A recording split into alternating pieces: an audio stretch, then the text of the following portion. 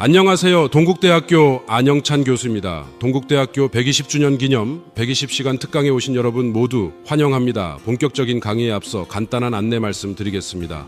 먼저 본 강의는 매주 금요일 저녁 7시부터 10시까지 진행되는 오프라인 특강의 맛보기 버전의 영상 강의입니다. 그러니 오늘 이 영상 강의를 들으시고 혹시 오프라인 특강에 관심이 생기신 분들은 언제나 환영이니 편하게 연락 주시길 부탁드립니다. 동국대학교 구성원이라면 누구에게나 열려있고 심지어 무료 특강이니 많은 참여 부탁드립니다. 그럼 저는 매주 금요일 동국대학교 강의실에서 기다리고 있겠습니다. 그럼 오늘 수업을 시작해 볼까요? 다들 준비되셨지요? 자, 시작합시다. 오늘은 동국대학교 120주년 기념 특강 28번째 시간으로 DX 실패의 진짜 이유, 기술이 아니라 사람이라는 주제를 함께 공부하겠습니다. 많은 기업이 클라우드, ERP, MES, CRM, AI 분석 시스템, 업무 자동화 도구, 전사 데이터 플랫폼을 도입합니다. 그런데 시스템은 구축되었고 예산도 투입되었지만 현장은 바뀌지 않는 일이 반복됩니다. 직원들은 여전히 엑셀을 쓰고 팀장은 기존 방식으로 보고받고 중간 관리자는 새 시스템을 귀찮아하며 현장 작업자는 데이터를 입력하지 않습니다. 오늘의 핵심 문장은 분명합니다. 디지털 전환은 기술 도입 프로젝트가 아니라 사람의 행동을 바꾸는 조직 변화 프로젝트입니다. 이 내용이 필요한 이유는 DX 실패율이 여전히 높기 때문입니다. 맥킨지 조사에 따르면 전 세계 DX 프로젝트의 70% 이상이 목표를 달성하지 못합니다. 국내 대기업도 예외가 아닙니다. 수백억 원을 투자하고도 현장에서 외면받는 시스템이 계속 나타납니다. 많은 경영진은 실패 원인을 기술 선택 오류나 예산 부족으로 진단하지만 더 깊이 보면 핵심은 사람입니다. 인센티브 구조, 변화에 대한 저항, 역량 격차가 디지털 전환의 발목을 잡습니다. 기술이 부족해서만 실패하는 것이 아니라 기술을 쓰는 사람의 동기와 불안과 습관을 충분히 설계하지 않았기 때문에 실패하는 것입니다. 오늘의 핵심 질문은 세 가지입니다. 첫째, 왜 구성원들은 DX를 거부하는가입니다. 합리적인 사람들이 왜 변화를 막는지 그 심리적 구조와 조직적 메커니즘을 이해해야 합니다. 둘째, 인센티브는 어떻게 DX를 죽이는가입니다. 잘못 설계된 보상 체계가 어떻게 디지털 전환의 발목을 잡는지 분석해야 합니다. 새 시스템을 쓰라고 말하면서 기존 실적만 평가하면 구성원은 당연히 기존 방식에 머뭅니다. 셋째, 역량 격차를 어떻게 좁힐 것인가입니다. 조직 안의 디지털 역량 불균형을 진단하고 실제 업무 적용으로 이어지는 해법을 찾아야 합니다. 전체 흐름은 5부분입니다. 먼저 DX 실패의 3가지 인적 요인인 인센티브 왜곡, 업무 저항, 역량 격차를 이론적으로 살펴봅니다. 이어서 GE, 코닥, 국내 대형 제조사, 마이크로소프트, 카카오뱅크와 전통 은행 사례를 통해 성공과 실패의 공통 패턴을 보겠습니다. 그 다음 다이스 프레임워크, 인센티브 재설계 캔버스, 저항 관리 3 곱하기 3 매트릭스, 디지털 역량 격차 해소 로드맵, 변화 소통의 WIIFM 원칙, DX 스폰서십 모델을 익힙니다. 이후 DX 리스크 점검표를 작성하고 마지막에는 핵심 요약과 90일 실행 과제, 다음 학습 주제를 정리하겠습니다.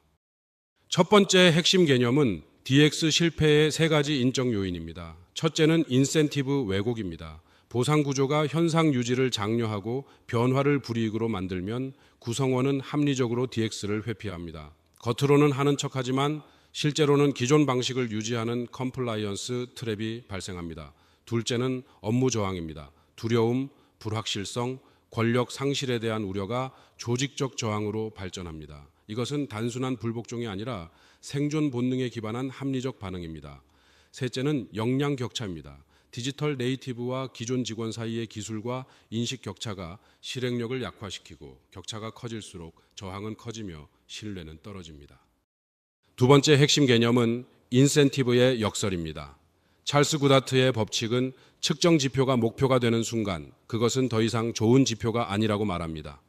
KPI 중심 보상 체계에서 구성원은 지표 달성을 최우선으로 합니다. 그런데 DX는 단기 KPI를 흔들 수 있습니다. 그래서 합리적 개인은 DX를 위험 요소로 인식합니다. 실제로 국내 한 대형 유통사에서는 매출 KPI에 묶인 영업팀이 새 디지털 주문 시스템을 의도적으로 우회한 사례가 있었습니다. 시스템 자체가 부족해서가 아니라 인센티브 설계가 실패한 것입니다. 단기 실적과 장기 변화의 불균형, 변화 선도자에게 추가 업무만 부여하는 구조, 실패를 처벌하는 문화, 임원 보너스와 DX 성과의 단절이 대표적 패턴입니다. 세 번째 핵심 개념은 업무 저항의 심리학입니다. 엘리자베스 쿠블러 로스의 변화 곡선은 조직 변화에도 적용될 수 있습니다. 구성원은 변화 앞에서 먼저 부정합니다. 현실을 인정하지 않고 기존 방식이 더 낫다고 생각합니다. 다음은 분노입니다. 불만과 적대감이 표출됩니다. 이어서 협상 단계가 나타납니다. 예외를 만들거나 일부만 바꾸려는 타협을 시도합니다. 그 다음 우울 단계에서는 동기가 낮아지고 고립감이 커질 수 있습니다. 관리자의 역할은 이 여정을 무시하는 것이 아니라 각 단계에 맞게 개입하는 것입니다. 변화가 왜 필요한지 설명하고 불안을 듣고 작은 성공을 경험하게 해야 수용으로 이동할 수 있습니다. 네 번째 핵심 개념은 저항의 유형입니다. 저항에는 수면 위 저항과 수면 아래 저항이 있습니다. 수면 위 저항은 공개적 반대 의견, 회의에서의 비협조, 시스템 사용 거부, 불만 민원 제기처럼 눈에 보입니다. 그러나 더 위험한 것은 수면 아래 저항입니다. 겉으로는 동의하지만 실제로는 이행하지 않고 데이터 입력 품질을 낮추며 비공식 채널로 기존 프로세스를 유지하고 신규 입사자에게 원래는 이렇게 하지 않았다고 전파하는 방식입니다. 리더가 보이는 반대만 저항이라고 생각하면 실패합니다. 조용한 미이행이 더 깊은 저항일 수 있습니다. 저항은 제거해야 할 장애물이 아니라 해석해야 할 정보입니다. 다섯 번째 핵심 개념은 역량 격차 진단입니다. 디지털 성숙도는 5단계로 볼 수 있습니다. 레벨 1은 디지털 무관심입니다. 디지털 도구를 회피하고 아날로그 방식을 고수합니다. 레벨 2는 디지털 인식입니다. 필요성은 알지만 실행 역량이 부족합니다. 레벨 3은 디지털 활용입니다. 기본 도구를 사용하고 업무 일부를 디지털화합니다. 레벨 4는 디지털 통합입니다. 데이터 기반 의사 결정과 프로세스 자동화가 이루어집니다. 레벨 5는 디지털 리더입니다. 혁신을 주도하고 조직 내 DX 문화를 전파합니다. 대부분의 조직은 같은 팀 안에도 레벨 1위부터 레벨 5까지 혼재합니다. 이 격차를 무시한 채 일률적으로 밀어붙이면 충돌이 발생합니다. 여섯 번째 핵심 개념은 쿼터의 8단계 변화관리 모델과 DX입니다. DX 실패는 주로 변화관리 초기 단계에서 발생합니다. 먼저 왜 지금 변해야 하는지 긴박감을 조성해야 합니다. 다음으로 변화를 지지하는 핵심 그룹을 구성해야 합니다. 이어서 명확한 DX 미래상을 수립하고 그 비전을 조직 안에서 반복적으로 소통해야 합니다. 또한 장애물을 제거하고 참여를 촉진해야 합니다. 중요한 점은 기술 도입은 변화관리 후반부에 해당한다는 것입니다. 많은 조직은 긴박감 조성, 연합 구성, 비전 수립, 소통과 권한 부여를 건너뛰고 곧바로 시스템 구축으로 들어갑니다. 그래서 시스템은 열리지만 사람은 움직이지 않습니다. 첫 번째 사례는 GE의 디지털 산업화 실패입니다. GE는 2015년에 디지털 산업 기업을 선언하며 프레딕스 플랫폼에 수십억 달러를 투자했습니다. 그러나 2018년에는 프로젝트가 사실상 실패로 끝났다는 평가를 받았습니다. 핵심은 기술 자체만의 문제가 아니었습니다. 현장 엔지니어들은 새 시스템의 필요성을 충분히 느끼지 못했고 IT팀과 현업 사이의 언어가 달랐으며 실패에 대한 두려움이 솔직한 피드백을 막았습니다. 인센티브, 저항, 역량 격차가 동시에 작동한 사례입니다. 거대한 플랫폼 비전보다 고객 현장의 구체적 문제와 내부 실행 구조가 더 중요하다는 교훈을 줍니다. 두 번째 사례는 코닥의 비극입니다. 코닥은 1975년에 세계 최초로 디지털 카메라를 개발했습니다. 기술이 없었던 것이 아닙니다. 오히려 기술을 알고도 조직이 멈췄습니다. 필름 사업부의 강력한 내부 저항과 디지털 전환으로 손실될 수익에 연동된 임원 인센티브가 변화를 억눌렀습니다. 영업과 마케팅 조직은 필름 매출 KPI에 묶여 있었고 내부에는 디지털은 취미용이라는 서사가 고착되었습니다. 또한 소프트웨어와 서비스 비즈니스 경험도 부족했습니다. 결국 2012년에 파산에 이르렀습니다. 교훈은 분명합니다. 기술을 발명해도 사람과 조직을 바꾸지 못하면 소용없습니다. 세 번째 사례는 국내 대형 제조사의 스마트 팩토리 좌초입니다. 이 기업은 3년간 약 2,400억 원을 투자하고 4개 공장에 IoT 센서를 전면 도입했습니다. 그러나 현장 반장급 이상 관리직은 데이터 입력을 거부했습니다. 우리 경험이 더 정확하다는 인식이 강했습니다. 또한 스마트 팩토리 성과 지표가 기존 생산 KPI와 충돌하면서 인센티브 이중 구조가 생겼습니다. 결과적으로 시스템 가동률은 23%에 머물렀고 사실상 방치되었습니다. 담당 임원 3명이 교체될 정도로 큰 실패였습니다. 이 사례는 기술 투자가 크더라도 현장 관리자와 성과 구조를 바꾸지 못하면 DX가 멈춘다는 점을 보여줍니다. 네 번째 사례는 마이크로소프트의 문화 혁명입니다. 사티아 나델라 최고 경영자는 2014년에 취임한 뒤 기술보다 문화를 먼저 바꾸었습니다. 성장 마인드셋을 조직 전체 인사 평가 기준으로 통합했고 실패를 처벌하고 내부 경쟁을 강화하던 스택 랭킹 제도를 폐지했습니다. 변화의 핵심 메커니즘은 3가지였습니다. 협업과 학습을 KPI에 반영해 인센티브를 재설계했습니다. 임원부터 코딩 교육에 참여하며 저항을 줄였습니다. 또한 Learn is all 문화가 아니라 Learn is all, 즉 모든 것을 배우는 조직이라는 메시지를 강조했습니다. 그 결과 애저 클라우드는 세계 2위권으로 성장했고 시가총액 3조 달러 돌파라는 성과로 이어졌습니다. 기술이 아니라 사람이 만든 부활입니다.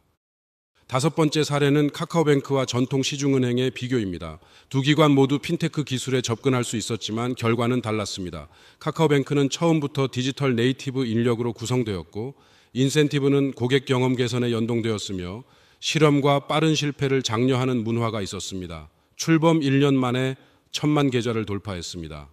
반면 전통 은행 비사는 기존 지점 영업 인력이 디지털 채널도 담당했고 디지털 전환이 지점 폐쇄 우려로 해석되면서 내부 저항이 컸습니다. 앱 개선 프로젝트마다 협상이 필요했고 출시 지연이 반복되었습니다. 차이는 기술이 아니라 사람과 구조였습니다. 6번째 사례 종합입니다. 실패 조직의 공통점은 기술 도입을 먼저 하고 문화 변화는 나중으로 미루거나 아예 하지 않는다는 점입니다. 기존 인센티브 구조를 그대로 유지하고 중간 관리자 설득을 생략하며 역량 격차를 무시하고 일괄 적용합니다.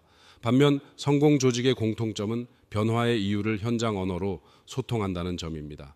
인센티브를 DX 목표와 정렬하고 초기 채택자를 영웅으로 만들며 작은 성공을 빠르게 시각화합니다. 성공한 조직은 기술을 도입하면서 동시에 사람의 행동을 설계합니다. 실패한 조직은 기술만 도입하고 기존의 보상과 업무 방식을 그대로 둡니다. 첫 번째 실전 프레임워크는 다이스 프레임워크입니다. BCG가 개발한 다이스 모델은 변화 프로젝트의 성공 확률을 수치로 예측하는 도구입니다. D는 듀레이션, 즉 기간입니다. 프로젝트 전체 기간과 마일스톤 강역을 봅니다. 2달 이내 중간 점검이 없으면 위험합니다. I는 인테그리티, 즉 실행 역량입니다. 핵심 담당자의 실제 역량과 시간 투입을 봅니다. 최우수 인력이 50% 이상 투입되어야 성공 가능성이 높아집니다. C는 커미트먼트, 즉 헌신도입니다. 경영진과 현장의 공개적이고 실질적인 지지가 중요합니다. 이는 에포트, 즉 추가 업무량입니다. 기존 업무 대비 추가 부담이 10%를 넘으면 저항이 급증합니다. 두 번째 실전 프레임워크는 인센티브 재설계 캔버스입니다. 구성원은 무엇이 측정되고 보상받는가를 보고 행동합니다. 아무리 훌륭한 DX 비전을 제시해도 인센티브가 현상 유지를 보상하면 변화는 일어나지 않습니다. 먼저 현재 인센티브를 매핑합니다. 어떤 행동이 보상받고 있는지 목록화합니다. 다음으로 DX 목표 행동을 정의합니다. DX가 요구하는 구체적 행동을 명세해야 합니다. 이어서 현재 보상과 DX 필요 행동 사이의 충돌 지점을 찾습니다. 마지막으로 점진적 전환을 설계합니다. 단번에 바꾸지 말고 분기별로 평가 비율과 인정 방식을 조정해야 합니다. 인센티브 재설계는 DX의 가장 강력한 레버입니다. 세 번째 실전 프레임워크는 저항 관리 3곱하기3 매트릭스입니다. 모든 저항이 같은 처방을 필요로 하지는 않습니다. 영향력이 낮고 저항도 낮은 그룹은 모니터링과 지원 대상입니다. 영향력이 낮지만 저항이 높은 그룹은 고립과 완충 전략이 필요합니다. 영향력이 높고 저항이 낮은 그룹은 협력 확보 대상입니다. 이들을 변화의 지지자로 세워야 합니다. 영향력도 높고 저항도 높은 그룹은 우선 설득 대상입니다. 특히 중간 관리자가 여기에 있으면 DX는 위험합니다. 이 매트릭스는 한정된 변화 관리 자원을 어디에 집중할지 결정하는 도구입니다. 저항 관리는 사람을 배제하는 것이 아니라 변화 에너지를 올바른 방향으로 돌리는 전략입니다. 네 번째 실전 프레임워크는 디지털 역량 격차 해소 로드맵입니다. 첫 단계는 0개월에서 1개월까지의 진단입니다. 조직 내 디지털 성숙도 레벨을 전수조사하고 부서별과 직급별 격차를 시각화합니다. 두 번째 단계는 2개월에서 3개월까지의 세분화 교육입니다. 레벨별 맞춤 커리큘럼을 설계하고 운영해야 하며 일률적인 전체 교육은 피해야 합니다. 세 번째 단계는 4개월에서 6개월까지의 현장 적용입니다. 소규모 파일럿 팀을 구성하고 실제 업무에 새 도구를 적용합니다. 성공 사례는 즉시 공유합니다. 네 번째 단계는 7개월에서 12개월까지의 확산입니다. 내부 DX 챔피언을 육성하고 동료 학습 체계를 구축하며 역량 향상을 인사고과에 반영합니다. 다섯 번째 실전 프레임워크는 변화 소통의 황금률인 WIIFM 원칙입니다. 이 표현은 What's in it for me, 즉 이 변화가 내게 어떤 이득이 있는가라는 질문입니다. 구성원은 조직 전체의 이익보다 먼저 자기 업무와 자기 부담을 생각합니다. 이 질문에 답하지 않으면 변화는 뿌리 내리기 어렵습니다. 모든 DX 소통 메시지는 조직 전체의 이익이 아니라 각 구성원 개인의 언어로 번역되어야 합니다. 영업팀에게는 영업 성과 향상으로 설명해야 합니다. 운영팀에게는 야근 감소와 반복 업무 축소로 설명해야 합니다. 관리자에게는 더 나은 보고, 데이터와 빠른 의사결정으로 설명해야 합니다. 여섯 번째 실전 프레임워크는 DX 스폰서십 모델입니다. 변화는 피라미드의 상단과 하단이 모두 움직일 때 성공합니다. 최고 경영진과 C스위트는 방향과 우선순위를 명확히 제시해야 합니다. 사업부장과 본부장은 자원과 권한을 배분해야 합니다. 팀장과 중간 관리자는 실제 업무 방식이 바뀌도록 현장을 연결해야 합니다. DX 챔피언, 즉 현장 선도자는 동료들이 새 방식을 경험하고 따라오게 만드는 역할을 합니다. 상단만 움직이면 공허한 선언이 되고 하단만 움직이면 조직적 지원 없는 고립된 노력이 됩니다. 가장 중요한 연결고리는 중간 관리자입니다. 이제 DX 리스크 점검표를 작성해 보겠습니다. 이 점검표는 조직이나 담당 프로젝트에 숨어있는 인적 리스크를 사전에 가시화하는 진단 도구입니다.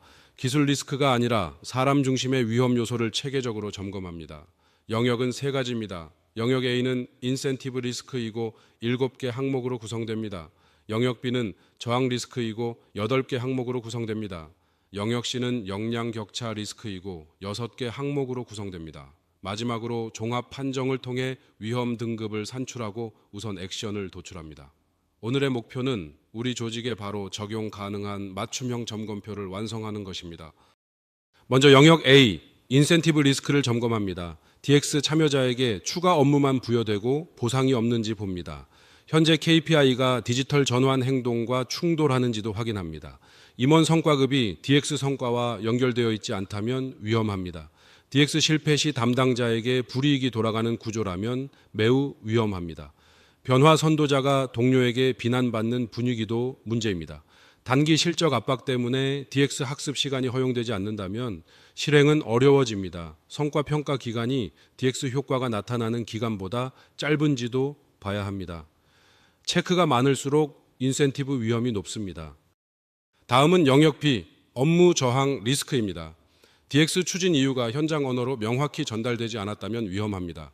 중간 관리자나 팀장이 DX에 회의적이거나 비협조적이라면 매우 위험합니다. 구성원이 자신의 역할이 자동화로 대체될까 우려하는지도 살펴야 합니다. 기존 프로세스가 비공식적으로 계속 유지되는지, 새 시스템에 대한 불만이 공식 채널이 아니라 비공식으로 퍼지는지도 확인해야 합니다. 현장의 우려를 듣는 공식 채널이 없다면 저항은 숨어서 커집니다. 과거 DX 실패 경험이 조직의 트라우마로 남아있거나 직원 대표와 협의가 이루어지지 않았다면 변화 수용성은 더 낮아질 수 있습니다. 다음은 영역 C, 역량 격차 리스크입니다. 팀 안에 디지털 성숙도가 레벨 1부터 레벨 5까지 혼재되어 있는지 확인합니다. 교육이 레벨 구분 없이 일괄 제공된다면 효과가 낮습니다. 디지털 역량 수준이 공식적으로 측정된 적이 없다면 관리할 수 없습니다. DX 전담 인력이 현업과 충분히 소통하지 않는다면 매우 위험합니다. 데이터 리터러시 기본 교육이 없는지도 봐야 합니다. 내부 DX 챔피언, 즉 변화 선도자가 공식적으로 지정되어 있지 않다면 확산 동력이 약합니다. 채점 기준은 명확합니다. 영역 A에서 체크가 5개 이상이면 인센티브 위험이 심각하고, 영역 B에서 체크가 5개 이상이면 저항 위험이 심각하며, 영역 C에서 체크가 4개 이상이면 역량 위험이 심각합니다. 마지막은 종합 판정과 우선순위 액션 플랜입니다. 체크가 0개에서 5개이고 세 영역이 모두 안전하면 안전 등급입니다. 체크가 6개에서 12개이고 한두 개 영역이 위험하면 주의 등급입니다. 체크가 13개 이상이고 세 영역이 모두 위험하면 위험 등급입니다. 여기서 끝나면 진단으로만 끝납니다. 반드시 액션 플랜을 작성해야 합니다. 가장 심각한 리스크 영역 1개를 선택하고 해결해야 할 핵심 리스크 항목 1개를 적습니다. 그리고 30일 안에 실행 가능한 구체적 행동 1가지를 정합니다. 마지막으로 그 행동의 성공 여부를 확인할 측정 지표 하나를 정합니다. 진단은 행동으로 연결될 때 의미가 있습니다. 오늘의 핵심을 정리하겠습니다. DX 실패의 70%는 기술이 아니라 사람 문제에서 발생합니다.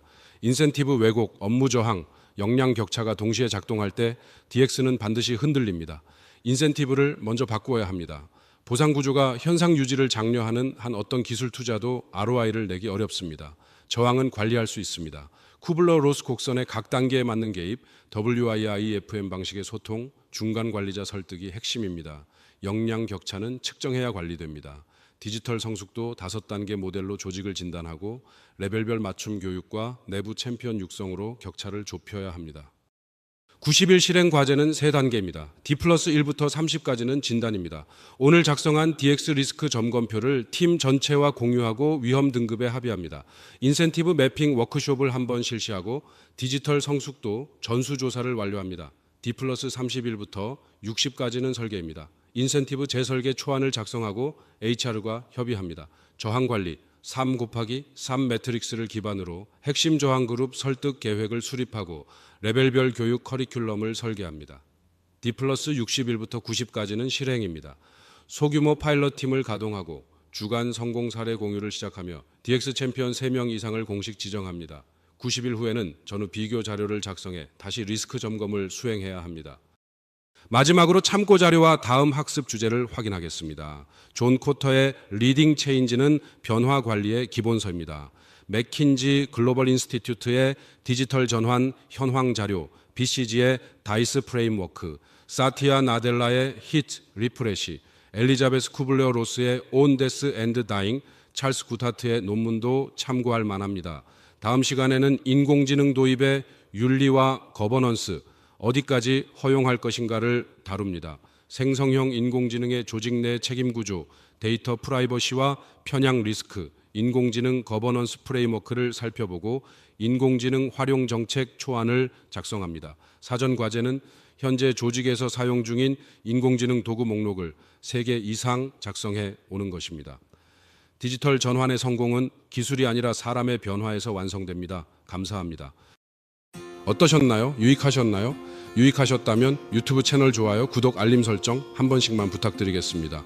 더욱 방대한 고급 정보를 얻고 싶으시다면 앞서 오프닝에서 언급했듯이 120시간 특강 현장 오프라인 강의에 참석해 보시는 것을 추천드립니다.